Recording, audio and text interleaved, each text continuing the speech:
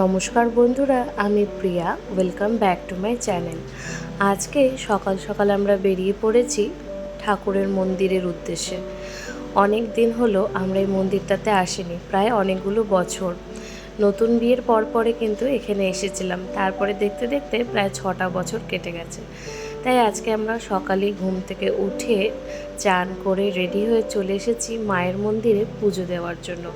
শ্বশুর, শাশুড়ি মা, দেওর, তারপর মিঠি রানীর বাবাই, মিঠি রানী আর আমি এসেছি দেখো মা কালীর মন্দিরে।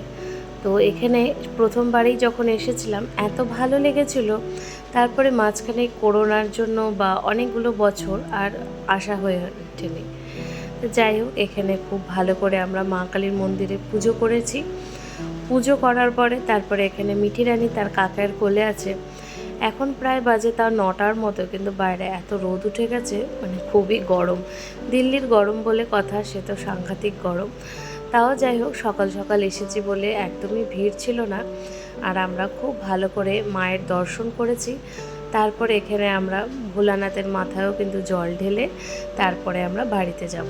তো এখানে খুব ভালো লাগছে যে অনেক দিন পরে আমরা আবার পুজোটা করছি খুব সবাই মিলে একসাথে। আর এবারে আমাদের সাথে মিঠি রানীও আছে।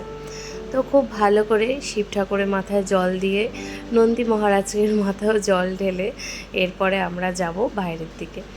তো এরপরে পুজো টুজো করে চলে এসেছি আমরা বাইরে। আর দেখো, বাইরে থেকে একটুখানি ভিডিওটা করছি। মন্দিরটা কিন্তু বিশাল বড় মন্দির, মানে আমরা যদি আরেকটু দেরি করতাম তাহলে কিন্তু আরও অনেক ভিড় হয়ে যেত।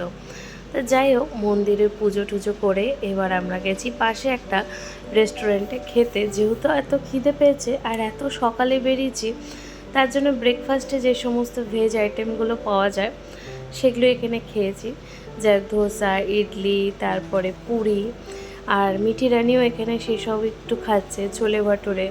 আর সব শেষে নিয়েছিলাম আবার দই। দইয়ের হাঁড়িটা দেখে বুঝতে পারছো এত সাংঘাতিক বড় দই, মানে এই খেয়ে কিন্তু আমার পরে শরীরটা বেশ খারাপ হয়ে গেছিলো। তো যাই হোক, আজকের দিনটা ভীষণ এনজয় করলাম। তোমাদের যদি এই ছোট্ট মিনি ব্লগটা ভালো লেগে থাকে, অবশ্যই আমাদের পাশে থেকো, আমার চ্যানেলে সাবস্ক্রাইব করে দিও। সবার সাথে দেখা হবে। সবাই ভালো থেকো, সুস্থ থেকো।